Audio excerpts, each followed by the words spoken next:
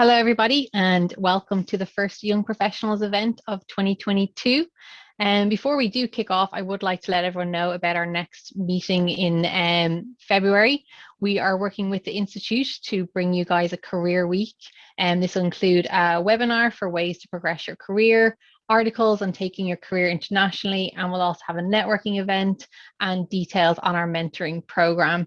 So just keep an eye out on social media and emails for more details on that. We do have a jam-packed event for you this evening, starting with a brief introduction from Dee France of the new Chartered Accounting Wellbeing Hub called Thrive.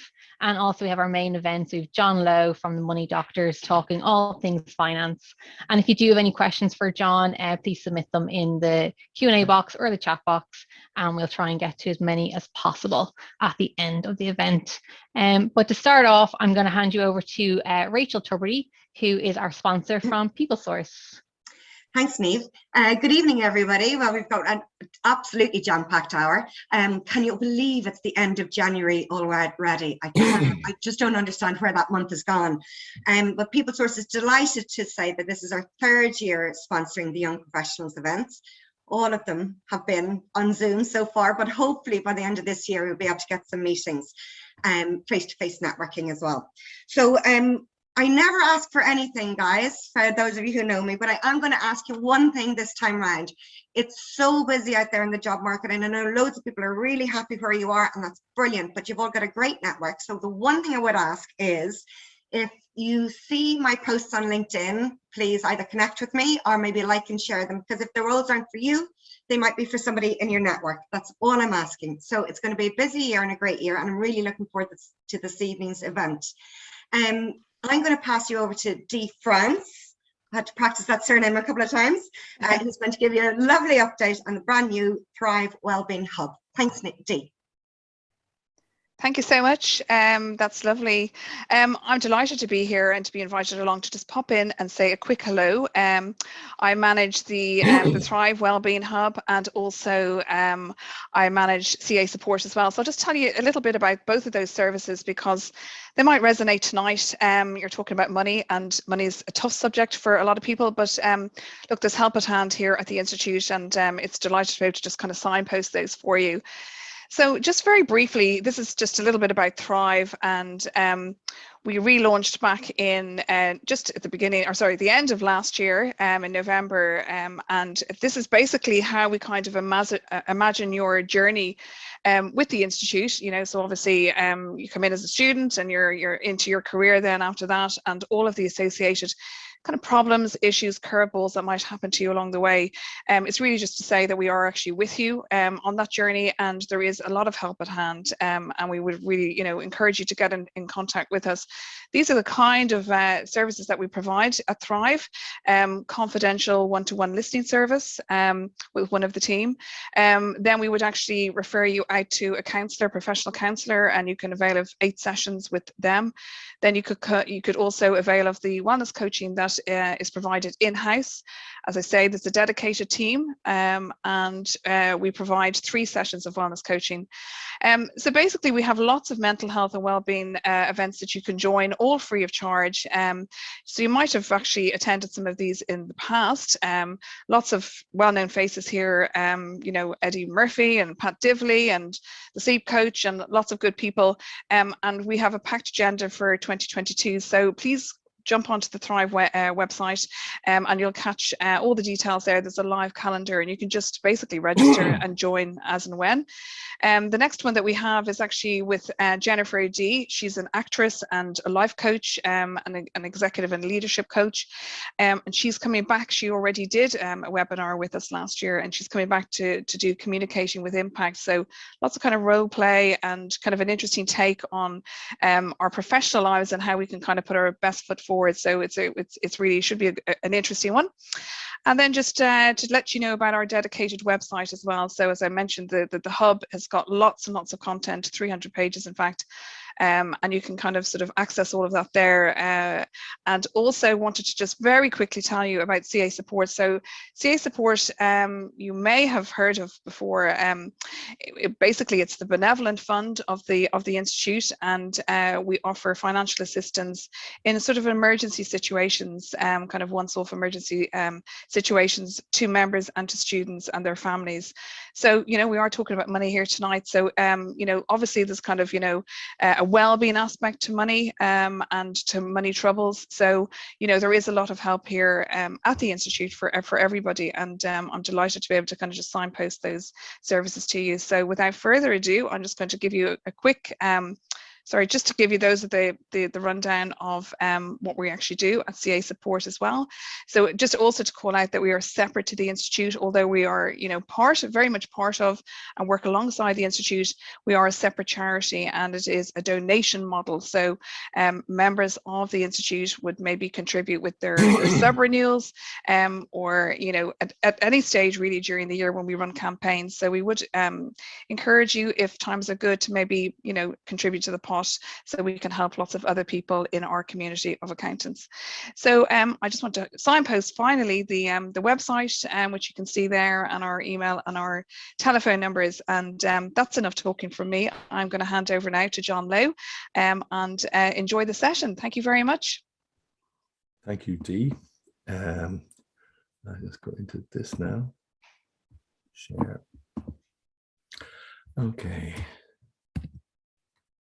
Make sure, yeah. Right. Well, first of all, thank you very much indeed. Good evening, ladies and gentlemen. I'm absolutely delighted to be presenting to the Young Chartered Accountants of Ireland. I will start by saying my son is nearly 10 years a chartered accountant, so I was in your hallowed halls when he got his final marks. And also, I'll actually also start with the fact that Grant Thornton, they had a survey recently where they found that every single person in the workplace suffers from stress. But they also found out that 70% of that stress was financial. So, you know, the word thrive is actually a very important word there. And I must say I was very impressed with Dee and that new entity. So good luck with that. But anyway, let me go on. And it's not about waiting for the storm to pass. It's learning how to dance in the rain. Because 14 years ago, a lot of your parents, maybe even grandparents, were really stuck. I mean, there was a very famous case where in Tralee, a family were paying their mortgage rather than put food on the table. That's just pure daft. But anyway, we have to learn how to dance in the rain. So my agenda tonight is planning, the only way forward, death and wealth matters, pension inheritance planning, and 10 simple steps to transform your finances. So we'll have a Q&A as well at the end of that. So we're talking really about striving beyond Maslow's hierarchy of needs. So managing short and long-term debt. We're also talking about addressing savings and investments and protecting life and possessions, retirement planning and inheritances. All of that is there. But so what do? We plan, and plan is the big word. But sometimes you might get some unexpected financial problems. I'm not sure if the video is going to work here. It is. You might see this. Hello? Honey? Are you at the club? Yes. I'm at the mall now, and I found this beautiful leather coat. It's only $1,000. Can I get it? Well, sure, if you like it that much. Okay. I also stopped by the Mercedes dealership and saw the new model. You know, the one I really like. How much? $120. Well, at that price, I want it with all the options. Great. Oh, and one more thing. The house we wanted last year is back on the market. They're asking 1.5. We'll make them an offer. But come in at 1.4. Okay. I love you, baby. I love you too. Okay, bye. Does anybody know whose phone this is? So that's the kind of thing that you could get. But anyway, financial planning is where you are now to where you want to be. And you've got to tailor a solution to meet that precise financial requirement. So you've got help. That's envelope system in America. They swear by it. And that's where, you know, you might have a TV license. So you put €13.33 every month into one envelope. And at the end of the year, you've got your €160 and you can pay your TV license. Now all you have to do is do the rest. But I mean, I'm talking to accountants here, so you know all about that. You've got the internet and you've got people like us and yourselves who your major financial advisors. So the budget system, again, this is kind of a journey around personal finance from A to Z. So obviously live within your means, best spend less than you earn. And when your budget is complete, you should be asking yourself two questions. One, do I need it? And number two, is there a better or cheaper alternative? So if you happen to have your expenditure exceeding your income, then you've got three choices: earn more, cut costs, or prioritize. And that's why over the last 5 years, 300,000 people stopped paying their health insurance. They simply couldn't afford it. So don't forget your spreadsheets and apps. This is our own one. Now you can see here that this has got it's a very simple one, a very easy to operate, easy to understand as well. And you've got your surplus and deficit and back. If anybody wants to email me looking for this spreadsheet, I'm very, very happy to give it. But it's nice and simple, because basically whatever being nice when I'm simple. You've also got an app. This is free as well. And this app is actually a very useful exercise. You're talking about 13 categories, including online, where you do this for about 4 or 5 weeks. You're talking about your lattes, your pints, your newspapers, your magazines, your petrol, all in there for 4 or 5 weeks. At the end of the 4 or 5 weeks, you press a button, you get a report, you get your top 5 spends, total amount you spent, and geographically where you spent every cent. So there was, just to give you an idea, one gentleman, he came into me a couple of years ago and he said, I had to have 3 lattes a day. I said, 3 lattes a day? Do you know how much 3 lattes a day costs? He says, I don't care. He said, he had to shake in the hand as well. And I said, well, listen, it's going to cost you $2,000 net. And for you to earn the 2,000 net, you're looking at 4,000. So I said, as long as you're aware, I'm not going to stop you guzzling coffee, but you need to be aware, because someday you may have a higher priority, like changing a bedroom into a nursery. Might cost 4,000. So you might, have to do something a bit different.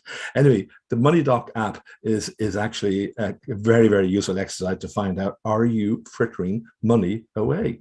So personal finance is 20% knowledge. The other 80%, believe it or not, is behavior.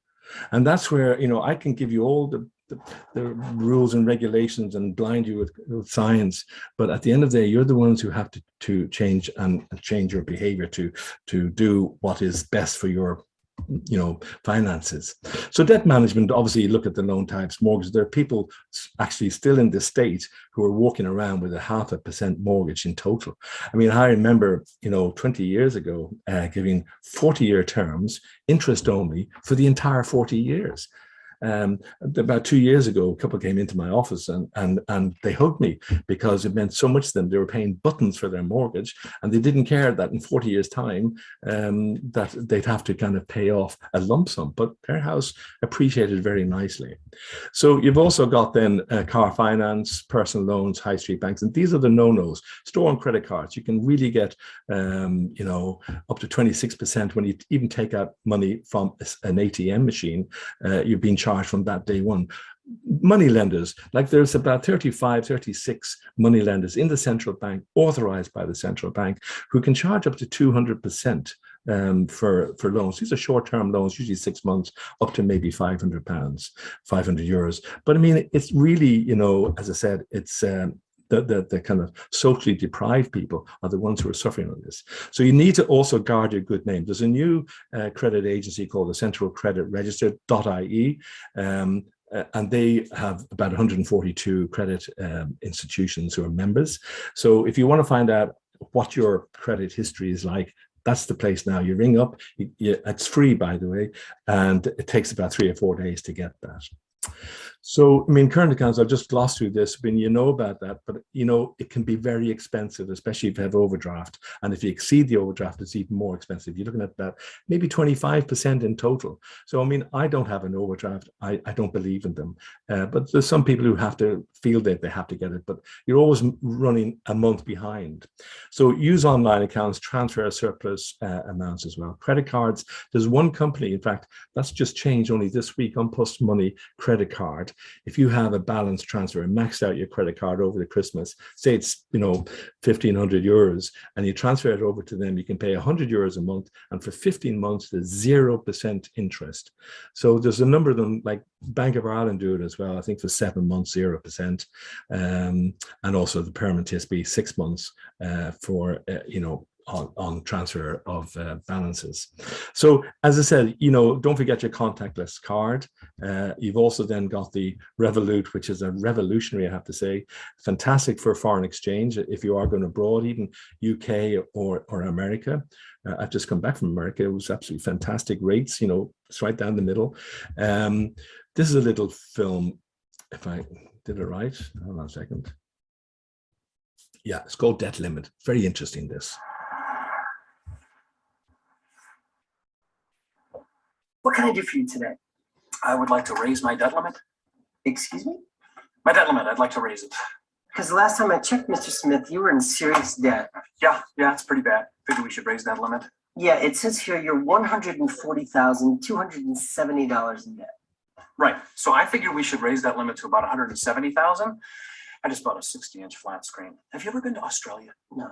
Leaving tomorrow, mate. You should check it out. Great parasailing. Do you have some new income that I don't know about? No, still making about 21 grand a year. Okay. And are you still spending $38,000 a year? That's what it says. So you're adding $17,000 a year in debt. Oh, is that what it comes out to? Debt limit going up. Ding. Have you made any cuts in your expenses? Oh, of course, yes. My wife and I cut $380 out of our annual budget. It's $380.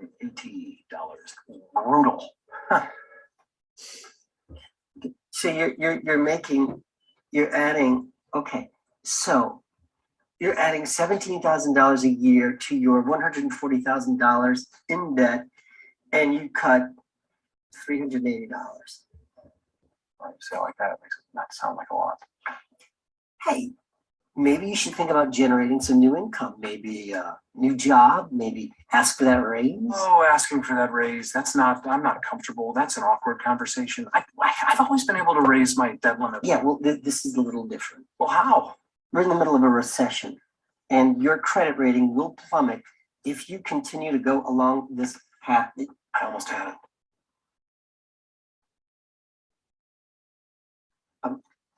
You don't see how bad this is, do you? I cut my budget by $380. Are you kidding? I'm sorry, Mr. Smith. We can't help you. I'm very sorry. My wife is going to lose it. Been there. I mean, $380 is bad enough. This is going to end our marriage. We stopped talking to each other for a month. The baby was totally freaked out. Wait, you have kids? Yeah. Yeah. Sign there. All right. Our kid's a blessing. I mean, she's got plenty of time to deal with all this, right? Absolutely. Are we all set? You're all set. All right. Let's go, kiddo. We got to meet mommy at the car store. Here we go. I think this is yours. And the irony of all this is that 140,000, this is what they were talking about. It's actually relating to the American debt. It was $14 trillion at the time. It's now 25 trillion. And I mean, that's precisely the ratios they were talking about and how little was being paid off. Anyway, for those I know, among you who are still thinking about mortgages, believe it or not, there are 10 lenders at the moment, but there's going to be shortly only 8 because KBC and Ulster Bank have given intentions to leave. Ulster Bank probably by the end of the year and KBC probably next year.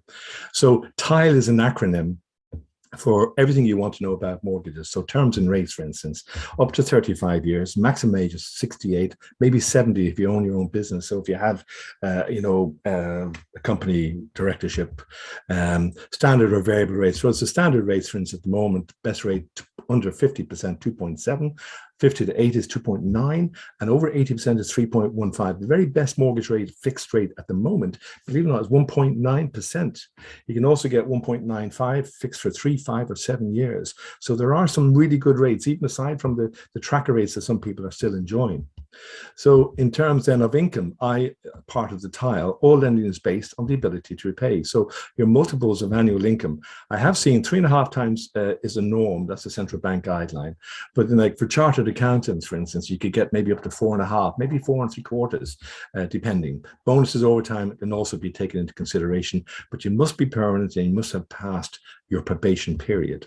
So ICB, which is gone now, unfortunately, but centralcreditregister.ie are checked. So you have to, as I say, still guard your good name. If you have one blip, like you've missed one car payment, it's there for 5 years. If you've got a judgment against you, it's there for life, sadly. But even as I say, one kind of missed payment, it might have a problem for you, and you might have some explaining to do. Loan to value. So first time buyers, you can get to 90%. Used to be a time when you get 100%, but second time buyers. So if you bought a house, then you're limited to 80% loan to value. And then for residential investment loans, it's 70%. So expenses, here's the kind of thing. Stamp duty is still 1% under $1 million. And then you've got legals, and generally it's roughly 1% of purchase price plus VAT plus outlet. But I always say you could shop around, you'll find some good deals around with different legal firms. Valuation fee 130 to 150, unless you need a structural report. Sometimes some of the buildings are so bad that the lender will ask you to go and get a structural report. That could cost you 500-600 euros, depending on what they have to do. The basic furnishings. A lot of people forget about basic furnishing when they're buying a property. You have to put basic stuff like a bed, fridge, an oven, whatever. Plus, of course, your deposit. So the Help to Buy scheme is still on, and it's still available up to the end of this year. So it's first-time buyers only. It's new home or self-build, and the maximum is 10%. So that was done from the July stimulus last year. So if you, I remember seeing a 3-bedroom semi-detached house in Bettystown, right beside the golf course, which is a fantastic area over in North Dublin, and it was costing 299. So if you bought that house, you got your entire deposit for free from the government.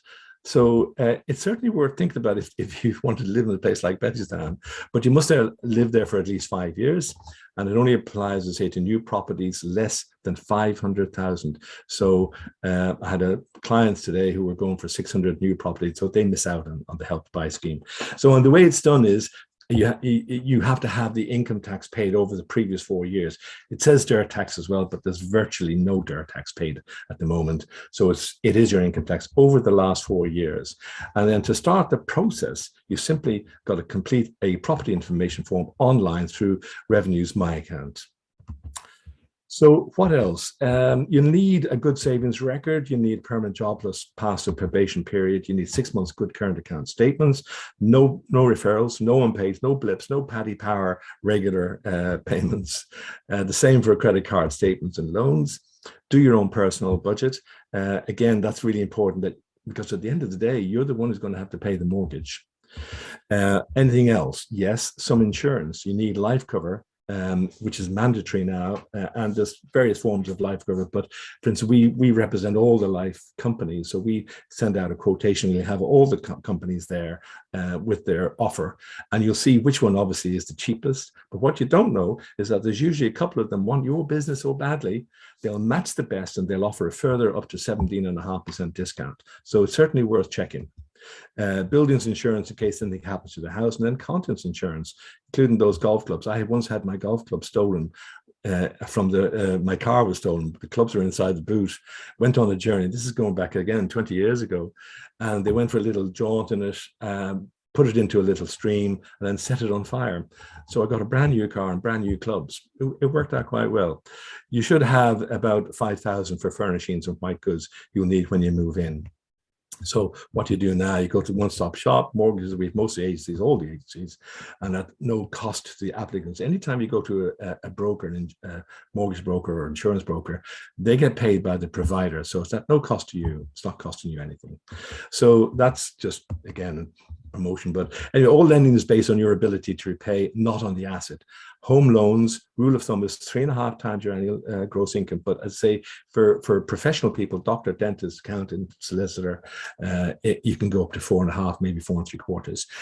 I like to use that 35% of net disposable income, because I think that you should have 65% to have a bit of fun and a bit of a life, so that all your financial commitments should not exceed 35%. That includes your car loan, your credit union loan, whatever other loans to your granny, but your mortgage or your rent as well, but it shouldn't exceed 35%.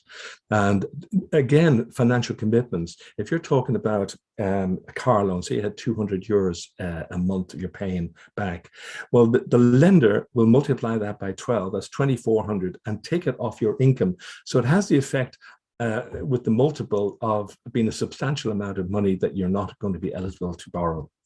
The Help to Buy scheme, as I say, is on till next the end of December. So the loan terms, as I say, they go up to A60, 68. Interest rate types is only 2, which is fixed rate, standard variable rate. And then there's the MAR person insolvency act and bankruptcy. Believe it or not, I'm one of the 114 personal insolvency practitioners in the country. So again, I see a lot of the horror that's still there 14 years later, where they go between debtors and creditors. There are still people who are in negative equity. There are still people who are getting old and can't afford to pay off the balance of their mortgage. So but there is still hope, and I keep saying that to people, that there's always a solution. So Ireland's aging population, 2021, we've over 667,000 over the age of 66. In 30 years' time, there'll be 3 times that amount. So this is a sobering document that you might like to look at. It's the population aging and the public finances in Ireland. It's a really sobering document, as I said, because while we're living longer, becoming healthier and fitter, our age expectancy is now in the mid-80s for both genders. So it's a pension time bomb. 2021, for every retiree, there were 5 workers. In 30 years' time, there'll only be 2, and 3 times the retirement population. So I reckon that certainly by 2041, the state pension, as we know it, could be scrapped. That's a startling figure. So remember 35%. 35% is the figure that, you know, could, all your financial commitments should not exceed 35% of your monthly outlay. You know about tax credits and allowances. Again, there's a couple of companies who deal with them, and you go back 4 years for your dental and all sorts of things, medical, pension relief, even the employment investment incentive scheme that you may have forgotten to claim for. So certainly worth coming out and going back. And if you can do it yourself, great. If you can't, I say there are companies there who will do it for you. Wealth creation, these are the deposit rates that are there at the moment, and they're absolutely pathetic. I mean, the best demand account now is 0.01. Take the dirt tax off that, it's 0.0067. So as one model once said, it's not worth getting out of bed for that. It certainly isn't. The very best product is there at the bottom, which is the National Solidarity Bond from, it's not on post actually, it's the NTMA, which is the National Treasury Management Agency. And that gives you 10% tax-free at the end of 10 years. Sounds like a lot, but when you actually, you know, divide it by 10 years, it works out at 1.43% gross. That is the best rate in the country, believe it or not, of a deposit rate. So, you know, your alternative to that then, the best regular saver accounts, you got Ulster Bank, who, as I said, are leaving at the end of this year. 0.85 is the best regular saver account. So you save between 100 and 1,000 a month, but it's the discipline doing it. And I think that's still good because you're only allowed 1 withdrawal a year. So it's certainly well worth, you know, for people still need to get into the mindset of saving. And there are the rest of them, you know, like, you know, AIB 0.1%. So it's not really good to say credit unions are giving nothing. In fact, the credit unions, I really feel sorry for because their surplus monies, you may have seen in your local credit union that they've reduced the thresholds of how much money you can have with them. And that's because they're being charged by AIB 0.65. They're being charged by Bank of Ireland 0.4%. So, you know, they can't, unfortunately, like 20 years ago, 63% of their total fund was lent back out to those people who wanted loans. Today, it's less than 30%. So that's why they've got a surplus. Prize bonds, you know, I have 2 clients with $500,000 each in prize bonds. And I asked one of them a couple of years ago, I said, what kind of return you get? Because all investment is about the return you make. And she said, the first thing she said to me actually, John, you have no idea how much pleasure I get into hearing my letterbox go on a regular basis, because she was getting these 50s and 100s. The 100s have now gone, but the 50s were still there at the moment. And she totted up all the prizes she won, and she put it as a percentage of that $500,000, and it worked out at 1.4%. The 1.4% is net, so grossed up was about 2%. It's far better than any of these rates that I've shown you. So you could be lucky, as I say, and then the mattress. that's becoming more and more dangerous because security, is getting to a stage where, you don't have cash in the house. I mean, we're getting now nearly into the crypto area as well. Rule of thumb, cash versus alternatives, investments. I think you got to have at least far more than twice even. All these are alternatives like residential, foreign property, commercial. That, believe it or not, is a scene at 7 a.m. on the 8th of August, 1969. And you probably all know what it is. Yeah, it's that. And I'm showing you for two reasons. One is the car over Paul's head is a 1967 Triumph Herald light blue estate car outside of the entrance, actually, of Abbey Road Studios itself. And a guy called David Golding, he bought that car about 5 years ago for £2,500 on eBay. And he then proved that this was the car in this iconic photograph. The guy on the right there, but beside John Lennon, is a fellow called Paul Cole. And so he decided then, having proved the provenance, he sold it 10 weeks later, and he sold it for £10,000 to a fellow called Jeff Dunham. Jeff Dunham is this American comedian who he's worth about 45 million, lives in California, but the manager of Jeff Dunham bought it for Jeff. Jeff has this huge car collection, and he was thrilled to get that car because it's now worth about 99,000 because he promoted and did all sorts of things to it. So first of all, just on the car itself, that, you don't necessarily have to have money in a deposit account or in the stock market to actually get a profit. There is that guy, Paul Cole. He died in 2008 at the age of 95, and he never listened to the album, even though he became world famous as a result of it. That photograph was taken by Linda McCartney. Was never sold. That's the car that went over to America. And actually, let me tell you about the first thing he did with this, the Jeff Dunham.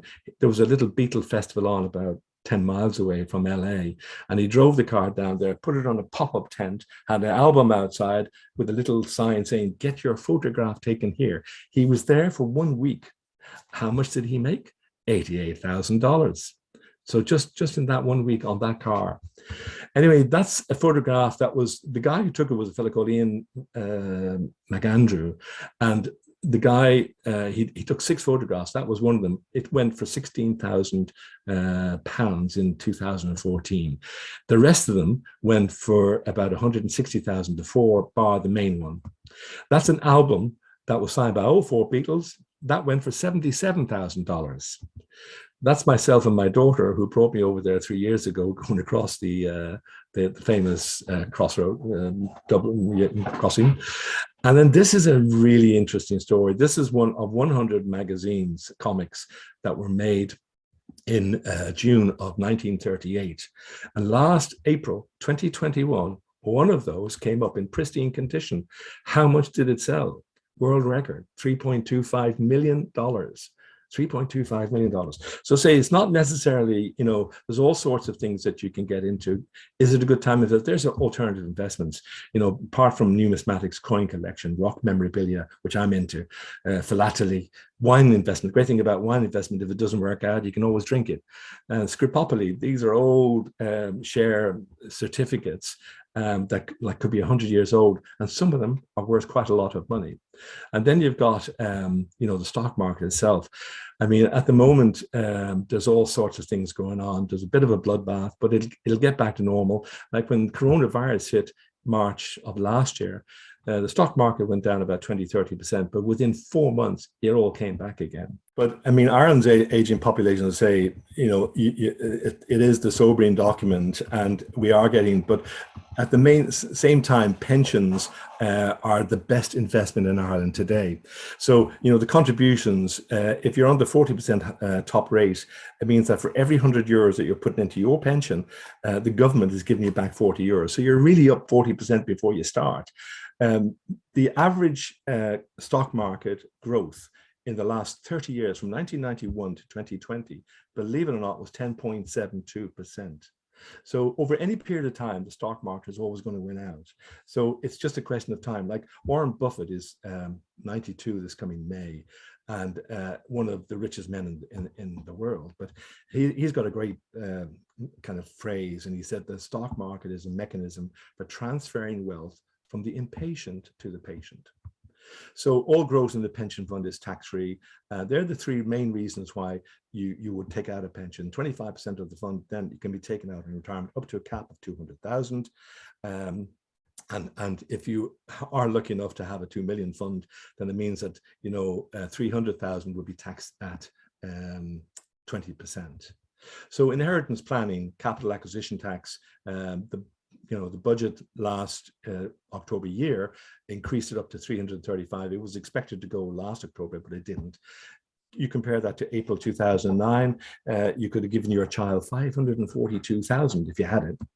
And then there's a category B, brother, sister, aunt, uncle, nephew, niece, grandchild, 32,500, and then 16,250 for everyone else. And here's a very interesting one, that if a couple who are not married and decide not to get married, and they buy a house together under joint title, and if they die, one die, they'll automatically get that house, no problem, and the mortgage protection will kick in.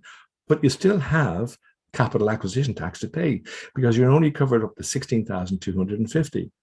So there is a thing called life of another, which some people now are starting to get wind of and start to put in place.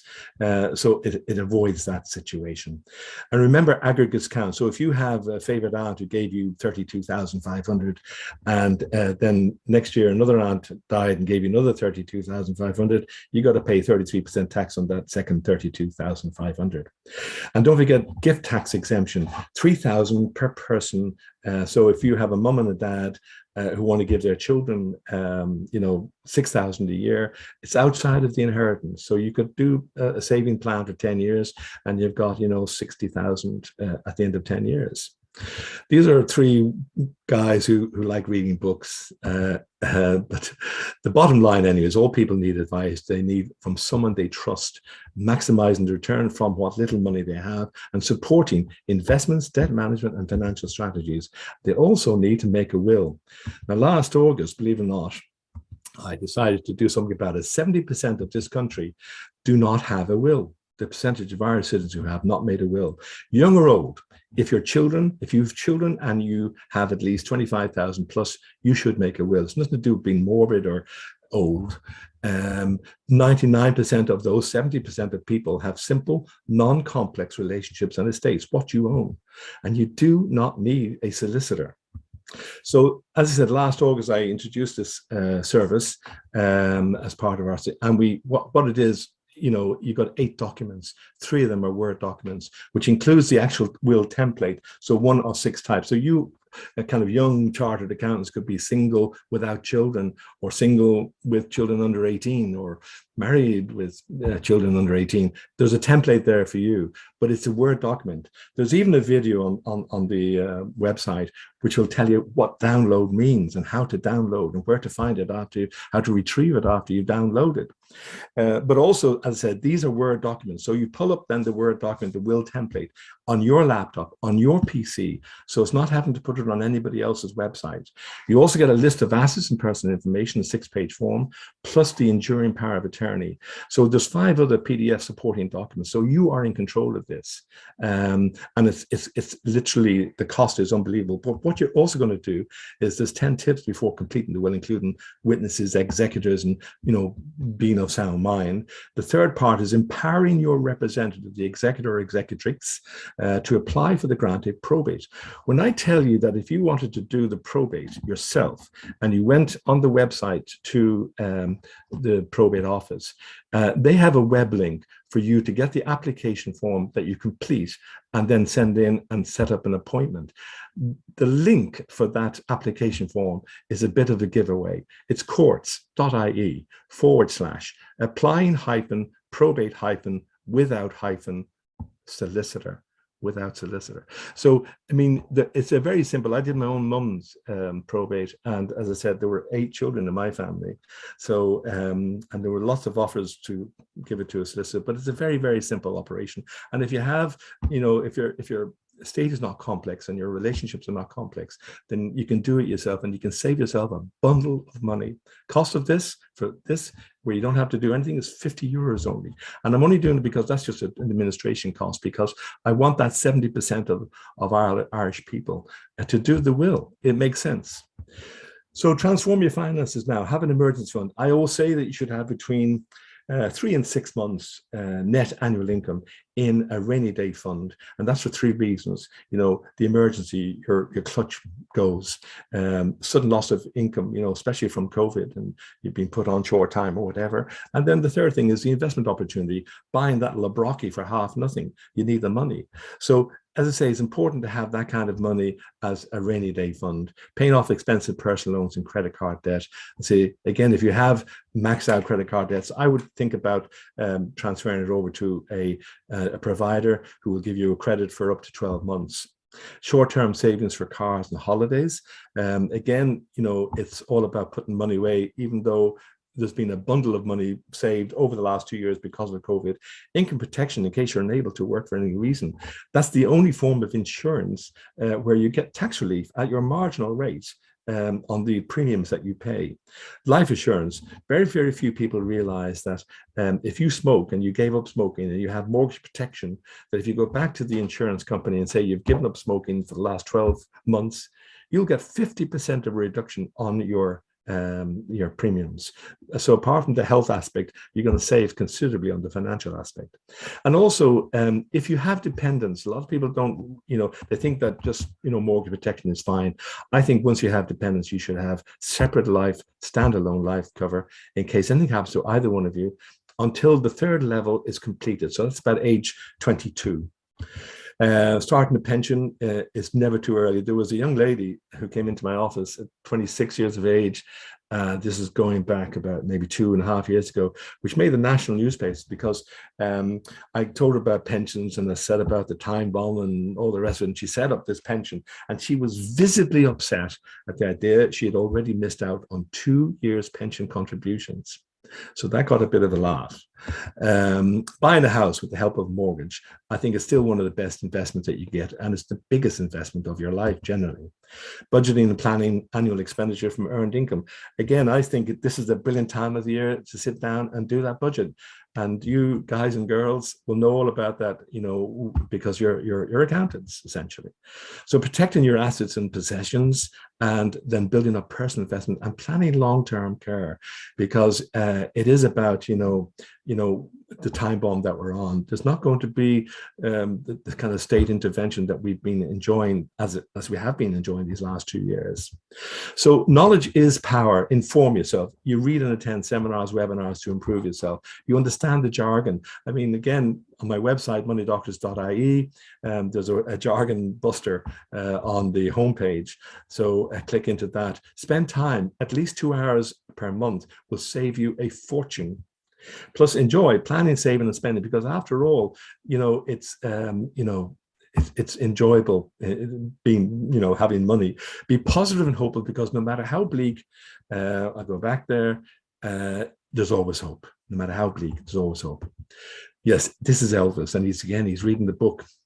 He's just unfortunately 71. He's about 51 years too late. But anyway, 48 hours, what that refers to is that generally when you go to a webinar or seminar, and if you don't take action within 48 hours, then you won't take action at all. So I implore you, go and do something, even if it means you go and start, you do your own budget, or go and open an account and start saving, but do something within 48 hours, because then you'll remember. Thank you very, very much for your attention. I'll hand you back now to, I think it's Niamh McCarthy, who's going to do the question and answer session. Thank you very much indeed. Thank you, John. That was very informative. I think there's a bit of feedback. No, perfect. So we have a question in on pensions, and obviously everyone who's still listening, please feel free to add in some more questions and we'll try and get to them. The first question is, would you always recommend setting up a pension through your employer and taking advantage of the employer contribution, or is there any benefit of doing it yourself, not through your employer? Well, first of all, I would always, that's going there. Sorry about that. I would always, first of all, you'd never look a gift horse in the mouth. So if your employer is saying, I'll give you 5% if you match it, I would always say, yes, do that. But say you're 35 years of age, you can put 20% of your net relevant earnings into a pension. So if that 5% is matching your employers, that is grossly underfunded. You still can do another 15%. Now, what you could do is do an AVC, not necessarily with your employer, because you may not be there forever. And you might decide, right, I'm going to be transitory, so I'll put the 5% just to get his 5% or her 5%, and I'll put the 15% in my AVC PRSA outside. And now you can get the full amount. But absolutely, I would always say yes, avail of your employer's generosity. Perfect. And then the next one is, what are your thoughts on investing in crypto? I know you mentioned it very briefly earlier. Yeah, I get an awful lot of that. There's so many cryptocurrencies, Bitcoin currently, I think, is about $32,000. It wasn't so long ago when it was $66,000. I mean, it's the kind of investment, and I did notice today, funny enough, that not Real Madrid, I think Paris Saint-Germain are now supporting crypto, Bitcoin, in trading, buying from their shop. So that's the first time I've seen it kind of coming out in the market. I still think it's very, very early days, and there can be a lot of people burned and badly burned. So if you have money that you want to invest and you can afford to lose, go ahead. You've got Ethereum, Stellar, Litecoin, all sorts of cryptocurrencies, which, from time to time are, and, if you have a Revolut account, they have cryptocurrencies on that. That's a good barometer to see the volatility that's on that in the cryptocurrencies. I personally, it's a bit like, next door to me was a betting office, Ladbrokes, when I was a manager of First Ulster Bank, and I only went in there once in a number of years, and that was to get their business, because I just think it's gambling. It's a mug's game. You can be lucky, but you'll never continually be lucky. You never be all the time lucky. That's the problem. Thank you. And sticking with investing, what are your thoughts on investing in EFTs or ETFs? Sorry, apologies, ETFs. Exchange traded funds. Yeah, yes. I mean, exchange traded funds. They're cheap. They've got low costs. But again, it depends on what kind of fund you're getting into. There's many funds. I personally prefer, believe it or not, the managed funds, simply because you've got a choice. Like normally, the European Securities Marketing Authority is a body who categorizes every single stock sharing company in the world into 7 categories of risk, 1 to 7. The lower the number, the lower the risk. So in number 1, you've got cash. In number 2, you've got government bonds, maybe corporate bonds. Go up the other end. In number 7, you've got Asian emerging markets. In number 6, you've got technology stocks, energy stocks, the BRIC countries, Brazil, Russia, India, China. So most of those managed funds with insurance companies, they don't bother with 1 or 7 because they're too volatile, too extreme. So they just have 5 choices, 2, 3, 4, 5, 6. So the lower the number, and it's nice and simple. So some of them have a mechanism whereby you put money in 4, 5, and 6, and if things go a bit pear-shaped in the global economy, well, it's taken out automatically and put into number 2 without your authority, without your permission. So those kind of features are there with some of those managed funds. And then if you look at even the performance, I think Zurich and Irish Life are probably the 2 best performers of managed funds. Like Zurich have a flagship called Prisma funds, and their top number 6 fund is called Prisma Max. They don't call it 6, Prisma Max, but Prisma Max happens to be the best performing fund over average over the last 5 years. So as I said, it's a mix.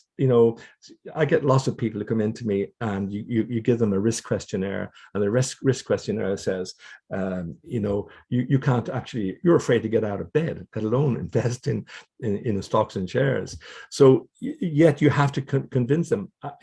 So I had a 78-year-old gentleman who came in with 100,000. And he wasn't interested in going in 2, 3, or 4 because he knew there was no growth in that. I mean, when you look at number 1 or 2, which is cash, you're paying negative interest rates for your cash. So why would you invest in that fund? So there's a certain amount of common sense, as well as over any period of time. If you've got time, and a lot of the young chartered accountants have time on their hands, that means that they can go certainly on a 10-year vista. So that's why I would probably prefer managed funds. Thanks for that. We're going to move back to pensions. A couple of questions coming in on that. So what is a rough guide for the percentage of your gross monthly income that you should be putting into your pension, excluding the employer match, if you're aged in the early 30s? Well, you see, that's the thing, that, you know, if you're under 30, you're talking about 15% is what to maximize your tax relief.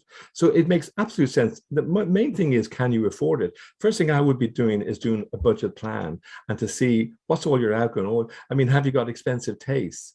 And can you afford to even put in 15% of your net relevant earnings into your pension under 30 years of age? As you go up, and it makes absolute sense, because I said, you know, even if you're on 29 and you're on 40% tax rate, it means for every €100 you're putting into your pension, you're going to get 40 euros back from the government. So it's absolutely a no-brainer in my view, because you're up 40%. And if you take the average growth over the last, as I say, 30 years, 10% a year, that means you're making 50% in 1 year.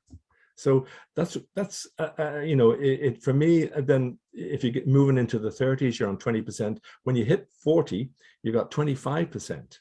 So you could put 25, a quarter of your net relevant earnings into your pension, and you're getting 40% back from the government. Makes absolute sense. Great, perfect. And sticking with the pensions, if you're self-employed, is there much difference between setting up a pension to your company versus a personal one? That's a great question, because the company, you can't get personal tax relief.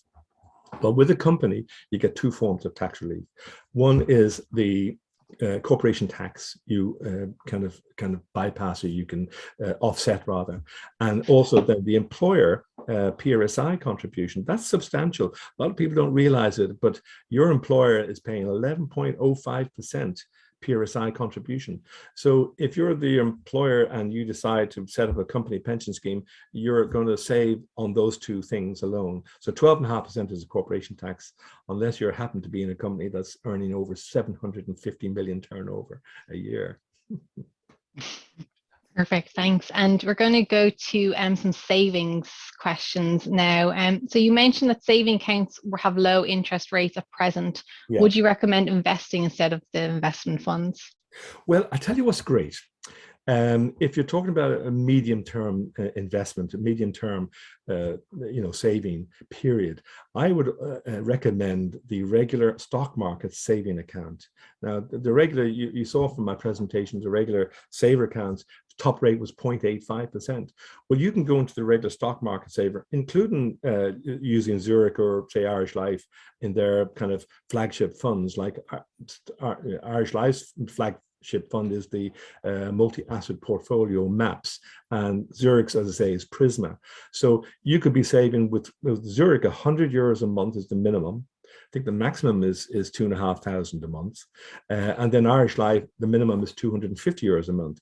That's a great way to save, and in particular, if you talk about third level children, like if you were to save, and many families can't do it, but if you were to save the child benefit every month from the time your child is born till it stops, which is the 18th birthday, at 140 a month, you'll have accumulated 28,560 euros. Sounds like a lot, but can I tell you, you're going to be 14,000 shy of sending that same child to third level.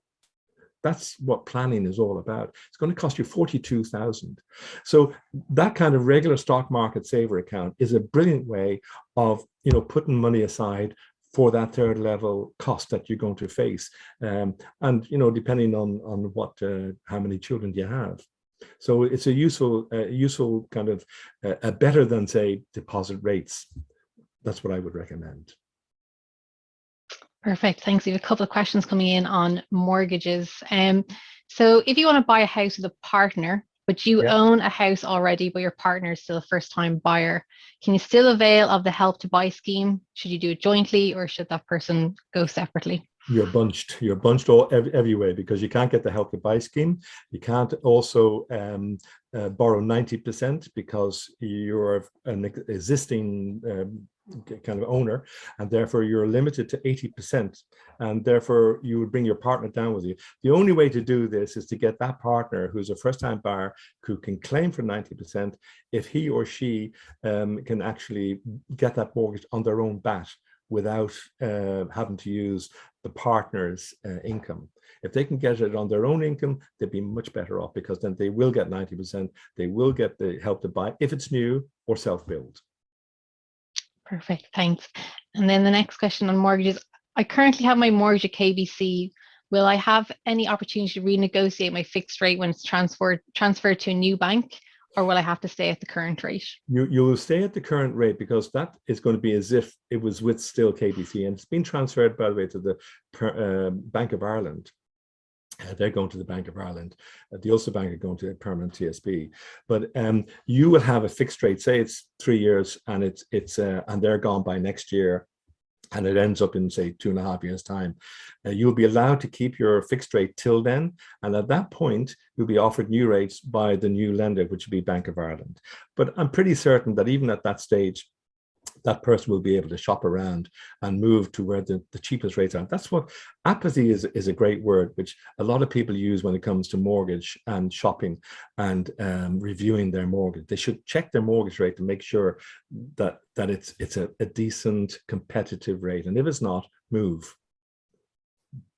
Sounds good, thank you. And I know we're running out of time soon, so we do have some listeners coming up from the north. So they said, do you have any recommendations for similar advice for viewers from the north of Ireland? Well, actually, it's a very good question, because it's really, the principles are the same. The principles are the same. We've got virtually similar tax laws as well. But in terms of loan to value, in terms of saving, in terms of budgeting, all of that is still the same. And in terms of investing, like the UK is in the same global economy as we are, and so where we had a little bit of a bloodbath this last few weeks because of of Ukraine, it's been affected in the UK as much as it has been here. So right across the world it's been affected. So yes, it is the same, and it's as relevant up the north as it is down here. Perfect. I think we're going to have to wrap it up there, because we've hit 7 o'clock. So apologies to anyone whose question we didn't get to, but we obviously have to keep an eye on time. So John, thank you so much. It's been fantastic to have you. And if people want to get that spreadsheet from you or reach out to you, they can just email you at Money Doctors, is it? JLowe at Money Doctors, not to be confused with Jennifer Lopez now. JLowe, JLOWE at moneydoctors.ie. I'd be delighted. And I'd like to thank actually Emma as well for organising all this. She's done sterling work behind the scenes. Thank you. And thank you for chairing this Q&A. Brilliant. Thank you so much. And thank you everyone who attended. And of course, reach out to John if you have any further questions, and to pick up his book, which is now in stores. Thank you. Great. Thank you. Bye-bye, everybody.